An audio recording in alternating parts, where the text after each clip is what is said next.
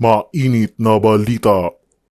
Marami tayong mga kababayan na naghihingalo sa puso. I know for a fact, a portion of the sin tax mula sa alak, sigarilyo, napupunta yan sa PhilHealth. O, bakit hindi na natin gastusin yan? Doon sa mga nagkakaroon ng mga lung cancer, nagkakaroon ng heart problems. Nagagastos ba yun? Tapos may gana pa kayo magsoli. Bago kayo magsoli ng pera, pag-isipan nyo muna kung ano yung mga pwede pang paggagamitan sa perang yon. Dahil for me, yung pagsoli nyo ng pera, indikasyon na kayo incompetent. Bill, instead na, imbis na ibalik nyo yung pondo, sa health nga po to, gamitin nyo muna sa health. Ahensya ng PhilHealth, kinastigo sa pagdinig ng Senado, bilyon-bilyong sobrang pondo, kinwestiyon.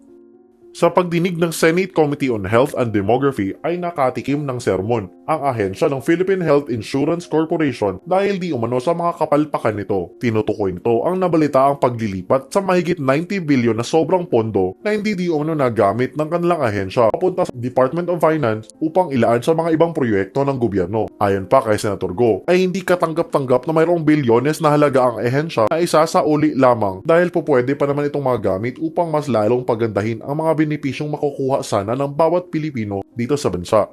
Sa adinigo na maaaring mayroong legal na palusot ang PhilHealth ngunit hindi pa rin ito katanggap-tanggap kung pagbabasihan ang maraming Pilipino nagtsatsaga sa maliit na benepisyong natitikman nila dahil lamang sa pag-aakala na kinakapos na sa pondo ang nasabing ahensya ngunit kabaliktaran pala ang nangyayari.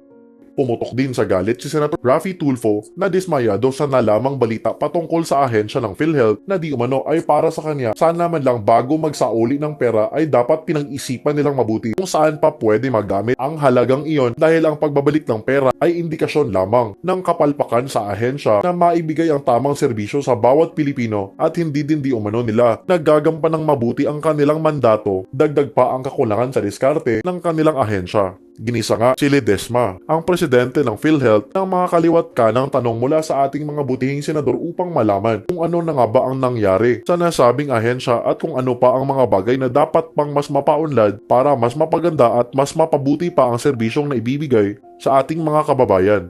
Mr. Chair, sa biglang tingin at biglang rinig, ang pagsoli ng PhilHealth ng 90 billion sa National Treasury ay isang indikasyon na sila ay gumagawa ng maayos at malinis na trabaho. On the other hand, if you look deeper, it will appear na ang PhilHealth ay incompetent, tamad, at hindi nag-iisip.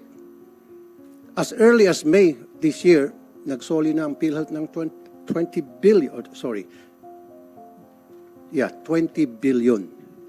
Bakit nahulaan niyo na ba kung sino-sino magkakasakit? Alam niyo na ba kung sino-sino at alam niyo na magkano ang gagastos sa inyo sa mga nagkakasakit? Alam niyo ba na baka magkakaroon ng emergency health problem? May gana kayong magsoli ng pera samantalang noong January this year, kayo nagpa-implement ng increase. Sana, instead nagpa-implement kayo ng increase, nag-request na lang kayo sa executive sa Malacanang na isuspend na lamang muna yung increase dahil sobra-sobra, ang dami niyang pera. Diba? Sana palawakin niyo na lang yung mga health benefit coverage. Nandiyan yung sa mga maintenance medicine, nandiyan din yung sa dental, na marami ako nakakusap na mga dentist na sinasabing mahina ang ating dental services. Mahina yung pagtulong ng gobyerno sa mga mahirap na kababayan para mapangalagaan ang kanilang kalusugan sa ngipin. Isa pang nakikita kong problema sa PhilHealth ay yung pagiging incompetent nila sa collection. Every single day sa programa ko sa Wanted sa radyo, pila-pila yung mga employees na kinakaltasan sila ng kanilang mga employer para contribution sa PhilHealth, and yet hindi na-remit ng PhilHealth yung kanilang mga contribution. Wala bang maayos na sistema ang PhilHealth to go after these employers? Meron na bang mga nakasuhan ng mga employers na hindi nagre-remit sa PhilHealth. And I want to see those records kung meron man. Isa pa, marami tayong mga kababayan na naghihingalo. Nabanggit ng mga kasamahan ko, yung iba namamatay dahil kulang sa medisina, sa maintenance lalo na. Yung mga nagkakasakit sa lungs, kasakit sa puso. I know for a fact, a portion of the sin tax mula sa alak, sigarilyo, na pupunta sa PhilHealth. O, bakit hindi na natin gastusin yan? Doon sa mga nagkakaroon ng mga lung cancer, nagkakaroon ng heart problems. Nagagastos ba yun? Tapos may gana pa kayo mag-solid. Now, sana pagandahin ng PhilHealth din yung kanilang system. When I say system, siguro i-modernize din yung inyong computer system para magkaroon kayong tie-up. Halimbawa, sa NSO, para to make sure hindi magkakaroon ng fraudulent transactions. To make sure na walang nangungulekta sa PhilHealth ng patay na pala yung tao. To make sure na nababayaran na maayos yung mga doktor, mga ospital. And also to make sure at the same time na yung mga ospital ay hindi naniningil nang hindi dapat sila maningil. All these things, hindi na pag-isipan ng PhilHealth. Ang request ko lang sana sa PhilHealth, bago kayo magsoli ng pera, pag-isipan nyo muna kung ano yung mga pwede pang paggagamitan sa perang yon. Dahil for me, yung pagsoli nyo ng pera, indikasyon na kayo incompetent, hindi nyo ginagawa na maayos yung trabaho, nagpapakita kayo na wala kayong diskarte, hindi kayo nag-iisip. Maraming salamat, Mr. Chair. Thank you, Mr. Chair.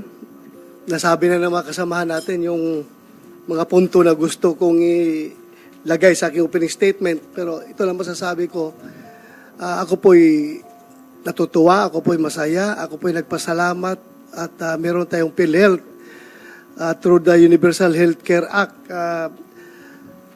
Kasi alam ko, I was hoping na wala na sana mga pamilya na makakaranas sa mga dinaranas ko nung maliit pa ako.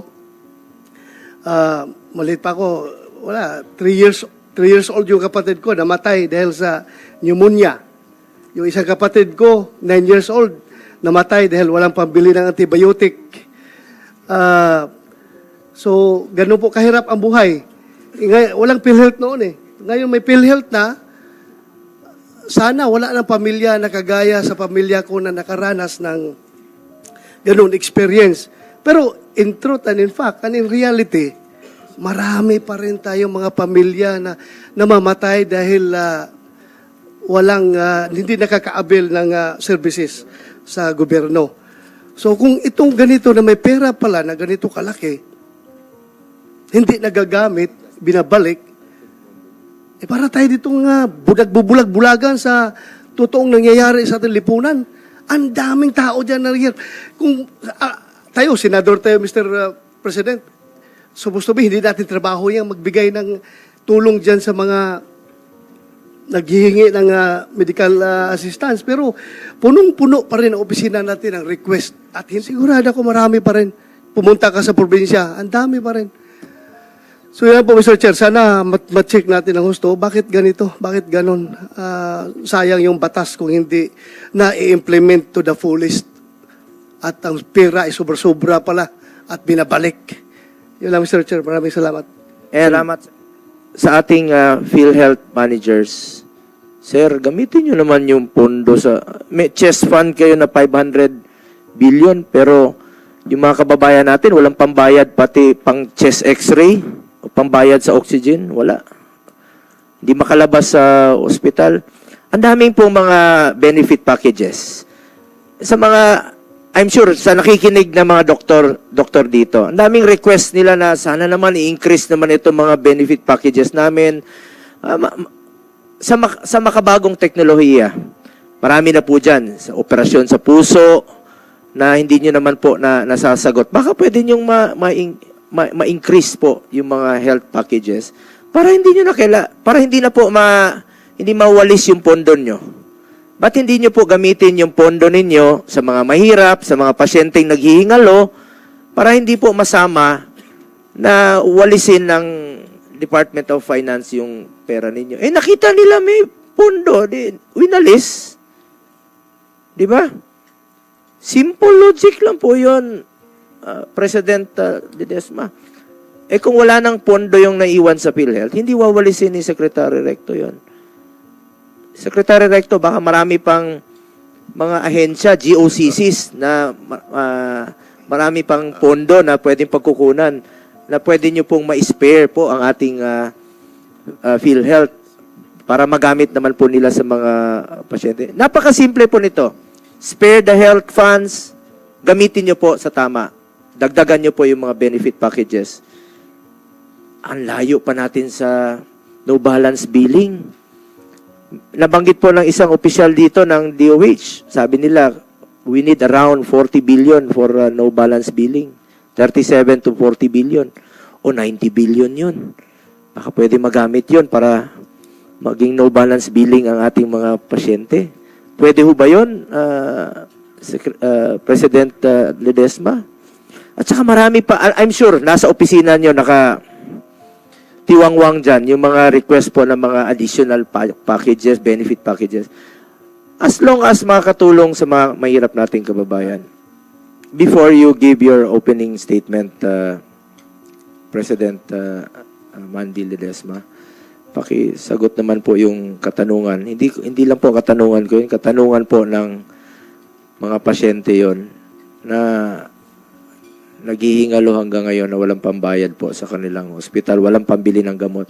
Baka dagdagan nyo po. Na-discuss natin before, Sir Mandy, na about yung libreng gamot. Baka pwede nyo palawakin po yun. Ba't hindi nyo nalang gamitin yung 70 billion? Kasi 20 binayad sa HIA. 70 billion pambili ng libreng gamot sa mga kababayan natin. Dami talagang naghihirap pa. Go ahead po. Thank you very much, Senator Go, for your question. No? Before I give my opening statement and brief presentation, to answer your question po, I just want to reiterate yung sinabi po ni Honorable DOF Secretary Ralph. No? Aside from the 90 billion po, there's still a remaining 500 billion po sa PhilHealth. No? So it doesn't mean na dahil nawala yung 90 billion, mawawala ng pera yung PhilHealth po. So may natitirang 500 billion po. No? So meron pang chest fund na 500 billion. Yes po. Just want to highlight that po. So ngayon, hawak nyo po yun. So, Yes po. So, Nasa investment, nasa cash and investments po. nako, Honorable. pag nawalis na naman yan, Hindi po, sabi, prinamis po ni Senator, ni Secretary Ralph na this is just a one-time, 1 year aberration po. Hindi na mangyayari po ulit. so hindi ito reserve fund ng PhilHealth? Which one po? Itong 500B, reserve fund nyo to? Hindi po, hindi po. Itong 90 billion na winalis, Yung 89.9 billion po, Honorable Senator Go, is not part of the reserve fund of PhilHealth po. ano po ito? Subsidy po ito ng GAA? Yes, Honorable Go, it's a subsidy po ng GAA po. Itong 500 billion na sinasabi na chest fund nyo po, kasama na dito ang reserve fund at saka subsidy ng GAA? Yes po. Yes, Your Honor. Members contribution? Yes, Your Honor. Ba't hindi nyo gamitin sa pag-increase pa po ng mga benefits ng mga kababayan natin? If I may, Your Honor, actually, Honor, I was appointed to PhilHealth around 18 months ago po, no, by beloved President Marcos. Prior to my joining PhilHealth po, just for the information of this honorable body, yung benefit packages ng PhilHealth has not been enhanced for 12 years po. Nung pumasok po ako, and I've been there for less than 2 years, dun lang po na-enhance yung benefit packages. So, again, with all due respect to this honorable body po, talagang gumagalaw kami. In fact, we're very, very aggressive po. And if I'll be given the permission po, I can give all the details and elaborate on what we have done in the last 18 months with regards to increasing the benefit packages of PhilHealth po. Pwede Thank bang, you po. is it still possible na hindi nyo ituloy ang pag-transfer na ito? Or Secretary Recto ang makakasagot po dito. Isang tanong pa. Halimbawa na lang, may karamdaman ka sa puso. Ito pong insertion of implantable cardio defibrillator pulse generator. Ang inyong share ng PhilHealth, parang pacemaker po ito. Di ba yung may mga karamdaman sa puso? Currently, ang inyong share na binibigay 18,000, kailangan yata to about 500,000 para malagyan ng pacemaker. So, ibig sabihin, kailangan pa nila ng 82,000 para malagyan po ng pacemaker. Bakit hindi naman i-cover nyo lahat? Ba't hindi nyo po dagdagan para makatulong dun sa mga hindi maka-afford po? President Lides. If I may, Senator Go. Yes, sir. Now that you've mentioned it, we will look closely into it, into increasing that specific. Kung hindi ko na-mention, paano po? Like I said, Senator Go, there are a total of around 9,000 case packages, which we are constantly reviewing and looking into on a daily basis. So that's why I keep on, Senator, with all due respect, that's why I keep on mentioning to everybody, including your honorable selves, no? If you have inputs, if you have comments, if you have suggestions, please let us know, because it's really a tough job po, no? It's really a hard job, and we are all trying our best, but we need the support and the ideas of the experts, no? And like I said, no, what we do kasi sa dami pong case packages, we focus on the top 10 most burdensome diseases. So, but of course, it's not like 10 lang out of the 9,000. well, that's where our principal focus is, but we are looking at all po. We are trying to cover all po. President Ledesma, time is of the essence. Marami po mga pasyente naghihingalo. Pasyalan niyo po yung mga hospital. Dami talagang namamatay na walang pambayad. Uwi na lang po. Alam ng taong bayan niya, nakikinig po yun. Wawa talaga, gawin niyo po inyong trabaho. Gusto ko lang pong gawing halimbawa. Merong bill ang pasyente, 87,000. Ang gagawin po ng pasyente, sakaling nagkakomplikado yung kaso niya, sir, nagka-opera, ang sasagutin po ng PhilHealth, 5,000-10,000. Kaya nga po may malasakit center, pupunta yan doon sa DOH, hingi po ng tulong sa MAIP ng DOH. Bibigyan nila ng 20,000. Pupunta ng minsan tinatry nilang i-cover. Bakit nyo iasa sa DOH? Diyan naman ang pondo ng PhilHealth. PCSO, bibigyan ng 5,000. Kung may PCSO, kung wala namang PCSO, pupunta sa DSWD, bibigyan ng 3,000 nila. So, ang naipon niya, 10, 20, 33, may balanse pa na 54,000. Ang gagawin yan, President Ledesma, mangungutang yan, isasangla yung karabaw, ibebenta yung refrigerator para lang po makalabas sa ospital. Yan po'y katotohanan at realidad po sa amin sa mga probinsya.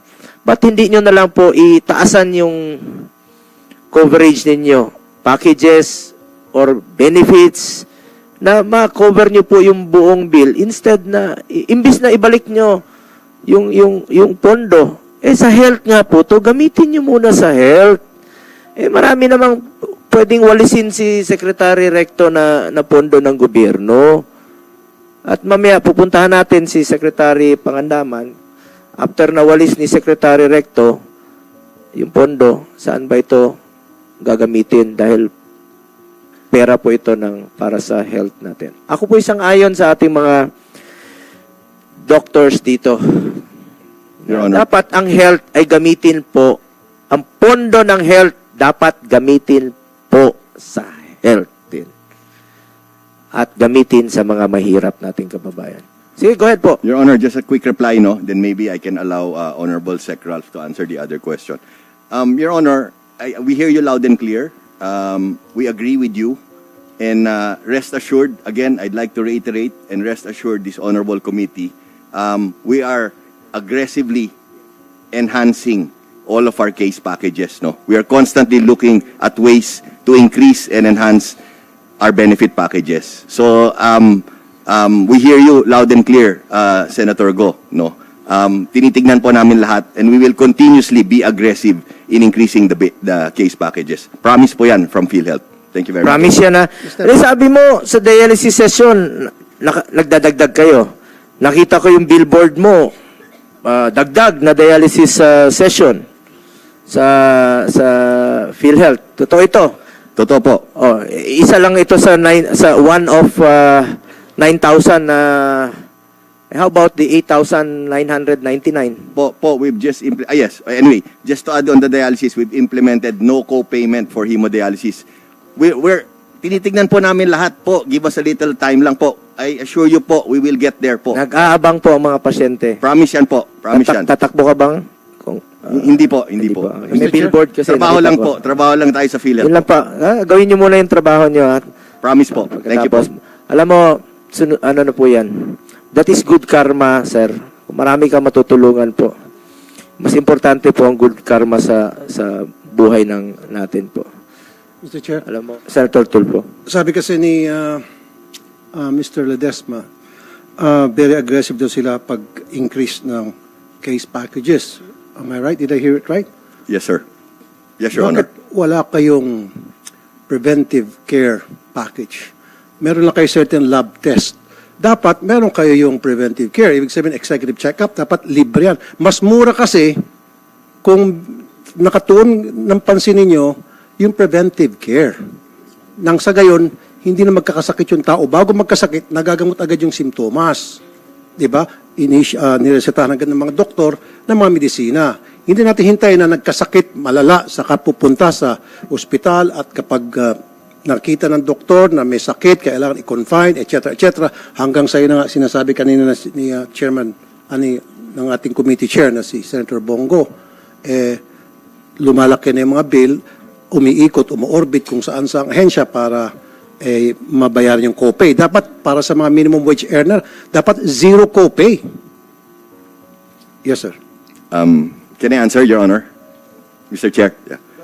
Thank you very much, Senator Tulfo, for the excellent question. No, we have this consulta program. No, this is a primary care program, and basically, po, we believe in the saying, as what you just said. No, an ounce of prevention is better than pounds of cure. No, so this consulta program, we have free checkup po, 13 laboratory and 21 medicines po. No, and also regarding this, it's just recently we increased the capitation rates. Dati kasi po, for public, it was 500 pesos, 750 po for private.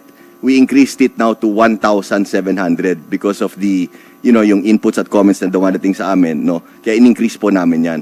But rest assured po, Honorable Senator Tulfo, no, and Honorable Chair Go, and other honorable senators of this committee, we are looking very closely po at primary care. Prevention, very, very important po sa amin yan po. Rest assured po. How about zero copay?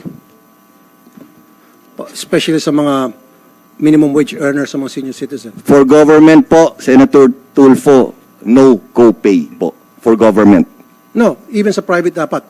Pag napunta sa isang private hospital, dahil siksika na sa government hospital, napipilitan itong mga maliit nating kababayan pupunta sa private hospital para magpagamot. Meron ako nababalitaan na gusto na magkaroon ng magpa-angioplasty dahil kailangan talaga gawin yun. Malalaman-laman nila na malaki pa lang kanilang copay, umaatras na lang. Yung iba, umaasa lang sa gamot-gamot, sa mga herbal-herbal, and then wag ka later on, na-stroke, namamatay. Noted po, Senator Tulfo. Actually, titignan namin yan, pag-aaralan po namin yan, yung sa private, no? But yung sa hemodialysis po, no copay na po kami, no? But titignan po namin yung sinabi nyo, yung suggestion nyo po. We will look closely into that na yung sa private po. So dapat sa zero copay. Yes Yan ang po. request ko. Yes po. Okay. Thank you po. Mr. Chair, meron akong dalawang issue na lang i-raise bago tayo mabusan ng oras. At, ito ay matagal nang ilalapit sa programa ko. Number one, yung mga delinquenting mga employer na hindi nag-remit sa PhilHealth, mas malaki pa sana kikitain ninyo kung very efficient ang inyong mga tao sa paghahabol doon sa mga delinquente, pagpapayal ng kaso. Billions pa siguro kikitain dyan. And then number two, bakit wala kayong plano para sa dental care? Kulang. Although meron kayong tinatawag na oral surgery, pero doon sa preventive care, sa dental care, wala kayo. Dapat meron din kayong programa para libre pustiso para sa mga senior citizen. Marami mga senior citizen, parang 8 out of 10 pagpupunta sa programa ko, mga bungal na dapat hindi yun. Dapat magbibigay ka ng libre pustiso. Meron doon sa mga minimum wage earner na hindi ka magpapustiso dahil maliit yung kanilang sweldo. And also, mind you, sir, yung taong bungal o walang ngipin, nadi-discriminate yan. Mahirapan sila maghanap ng trabaho. Especially kung sila ay magtatrabaho bilang clerk, customer service, front desk. Sino tatanggap sila na bungal sila? And then tinatanong ko sa kanila, ba't hindi kayo magpa-cover sa PhilHealth? Hindi po cover ng PhilHealth, sir. At dapat, sir, kulang kayo sa information dissemination. Dahil ito, universal healthcare, dapat lahat ng Pilipino, may trabaho wala, nagkukontribute o hindi, ay dapat covered ng PhilHealth. You lack in that department. Sana, sir, ipaalam nyo sa lahat ng Pilipino na all you need to do is register and you'll be a member of PhilHealth at nagkasakit ka kahit wala kang trabaho, wala kang contribution, covered ka ng PhilHealth. Diba, sir? Can I reply, sir? Thank you very much for your questions, for your excellent questions. I'll answer the third one first. On information dissemination, actually, sir, si Honorable Congressman Erwin Tulfo has mentioned the same thing, and he offered his services to us, which we are going to accept. Sabi niya, tutulungan ko kayo kasi a lot of people, ang ganda ng mga ginagawa niyo sa PhilHealth, pero hindi na disseminate sa far-flung areas.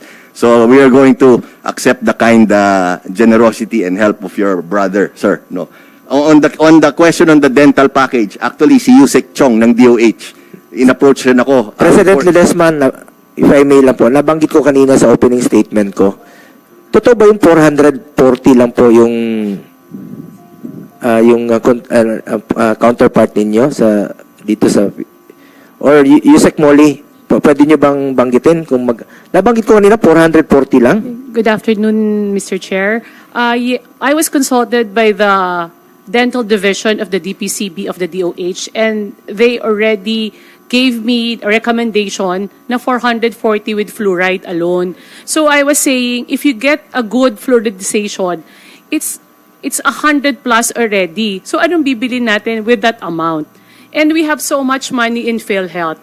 And sayang po kasi na hindi nagagamit natin ng maayos. Tama po si Senator Tulfo with his remarks as well as your remarks with regards to the dental. Ito po talagang nane-neglect. But I already talked to Press Mandy that I am very much willing to help with regards to the creation of what will include in the preventive program of the PhilHealth with regards to the dental health. The dental, nag-uusap po kami ni Yusek Chong, no? Just to add, that dental package will be part of our consulta program before the end of the year, no? So makakasama na po siya. So ngayon pa siya. Yes po.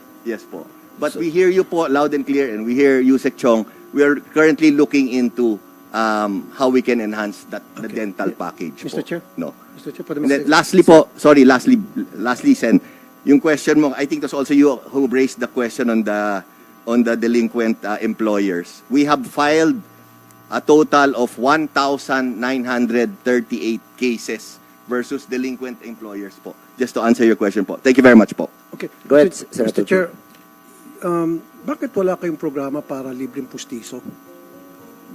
Sa lahat ng mga minimum wage earner, so sa lahat ng member ng PhilHealth na wala naman dapat copay na, ba't di ka nag-concentrate dyan? Marami tayong mga senior citizen na mawalang mga ngipin. So baka pwede kayo magkaroon ng programang ganon na free. May lumapit po sa akin si Cebu. Ako pa mismo naghanap pa ako ng murang dentista doon kasi yun ang ni-request sa akin na magpalagay ng pustiso. Pasubo ako, sarili kong sweldo binayad ko doon sa pustiso. Again, Honorable Senator Go, Honorable Senator Tulfo, we hear you. We will study it. We will include it po. Thank you. Promise po yan. Give us a little time. Thank you. We will study and include it po. Isa pa po, Salamat po. yung preventive dental care, yun sa mga teeth cleaning or prophylaxis, wala kayong ganon. Preventive dapat, meron kayong ganong klase mga programa nang sa gayon, hindi na kailangan pambunutan ng ngipin at yung mga nasisira ng ngipin ng mga Pilipino. Senator Tulfo, if I may, that the prophylaxis, yung cleaning po, when we include it in the consulta program in the year end, kasama na po siya. Nandun na po siya. It will be included po. Starting when the year ends, it will be included sa consulta program namin po. Thank you, Mr. Chair. Thank you also po. Mr. Chair.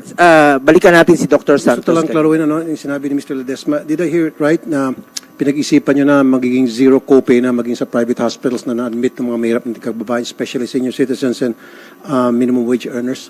Zero copay, ibig sabihin walang out-of-pocket magagaling sa kanila. Hindi na sila kailangan pang manlimos sa mga politiko, pumunta sa PCSO, sabi nga ni Senator Bongo, pumunta sa DSWD, pumunta sa Malasakit Center. Dapat they don't have to do that. Kaya nyo ba? Kaya nyo? Yes po, you heard it right, Senator Go, Senator Tulfo. Currently kasi sa government, wala, diba? But we are looking at, yes, on private also. When will that happen, sir? We'll move as fast as we can, Senator, promise yan, and we will keep you posted.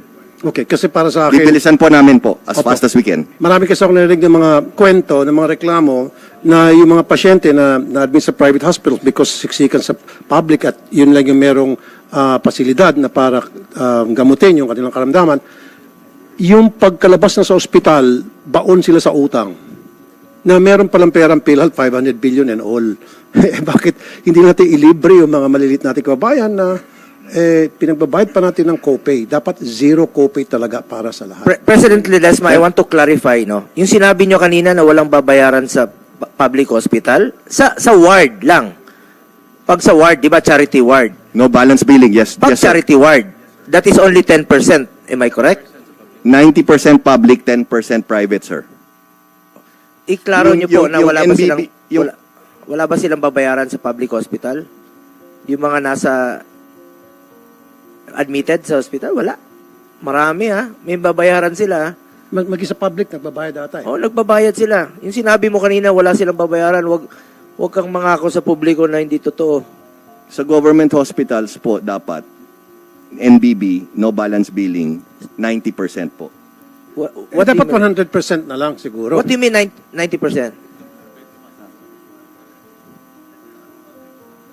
Ilan ba? 10% yung charity ward, di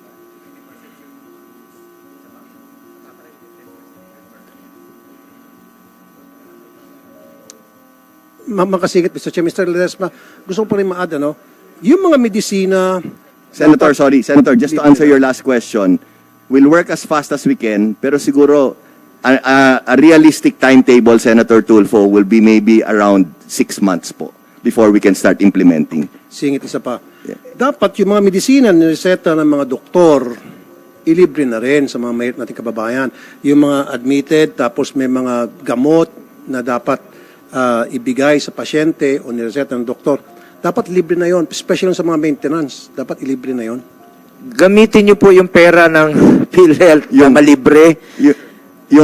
Senator. Ito gusto ko, based on my experience, sa kakaikot ko sa mga hospital, punta ka ng heart center. Nakapunta ka ng heart center? Yes po. Nakapunta ka na? Yes po. Ba't marami pa rin humingi ng tulong doon sa mga billing nila? Kung pumunta ka ng PGH, pumunta ka sa mga government hospital, marami pa rin humingi ng tulong sa billing nila. Hindi talaga totally libre. Pakisilip naman po, President Ledesma. Okay po. Dumaan ka ba sa pagiging mahirap? Yung totoo lang, honest answer. I don't think so po. Yun lang I'd like pala. to think we've been financially Pasyalan nyo blessed lang po as President ng PhilHealth. Puntahan nyo yung mga hospital kung hindi ka ba dumugin doon sa mga hospital billing. So, subukan nyo lang po. Samahan kita. Actually, Senator Go, if I can get clarification from SecTed, kasi when I mentioned nga kasi sabi ni SecTed, hindi masyado mataas yun. SecTed, maybe can we just, for the committee, for the honorable committee, can we just clarify on the NBB and on the public and the private side? Thank you. Tulong sa mga mahirap. Pera po ng tao yan. Ibalik nyo po sa tao yung pera ng tao. We shall comply po. Mr. Chair? Thank you. Okay. Thank you, Senator. Bakit hindi kino-cover ng PhilHealth yung CT scan, MRI, ultrasound?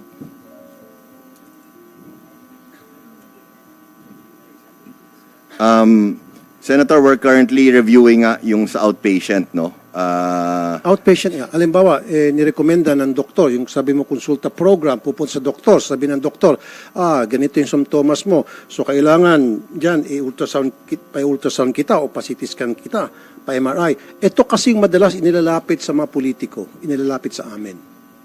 Na dapat hindi nila kailangan pang pumila-pila, magmakaawa, kumatok sa pinto ng mga politiko para matulungan sila sa mga ultrasound, CT scan, and MRI. Meron palang 500 billion na excess or pondo. Noted, Senator Rafi. Pinag-aaralan po namin yung mabuti. And We're looking closely into that po. Kailan po mangyayari po yun, sir? We will move as fast as we can po. So gusto ko, sir, by next year, libre na po ito para sa mga mahirap nating kababayan.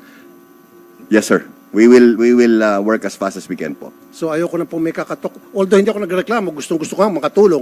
Pero bakit pa sila kailangan kumatok? Samantalang talagang libre dapat yung para sa kanila. Hindi na kailangan pang pumila o maghanap ng politiko na mabait, na tutulong sa kanila, etc. So dapat PhilHealth na mag-provide noon. Sige so po. Most likely po, by next year po. We will Libre na focus on the indigents po. Yes po. Thank Yes you, po. sir. Thank you. Welcome. Thank you also, sir. Gusto ko lang po Kaltas ng kaltas yung employer nila para sa PhilHealth and yet hindi hinuhulog sa PhilHealth pag nanakaw ang tawag doon. So dapat may makukulong at may masampulan man lang. Meron ba? Wala, sir. Senator, my understanding is meron na pong mga na-convict po. Wala pang nakukulong, meron na pong na-convict. But what we can do, Senator, we can send to your office, your honorable office, all the details. Gusto ko po sana bigyan niyo ko ng listahan ng mga nakulong na. We will give, yes po, we'll give you the list, the detailed list po, no? And then also po, if I can add po, kasi I think you were saying that there's 10 minutes left.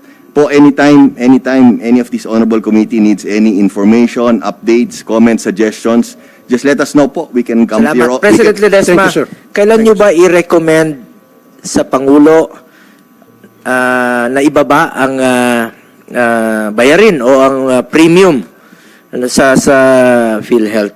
I-recommend nyo ba? Actually po, yes, well, especially after this very nice hearing po that just happened, we will do it immediately po.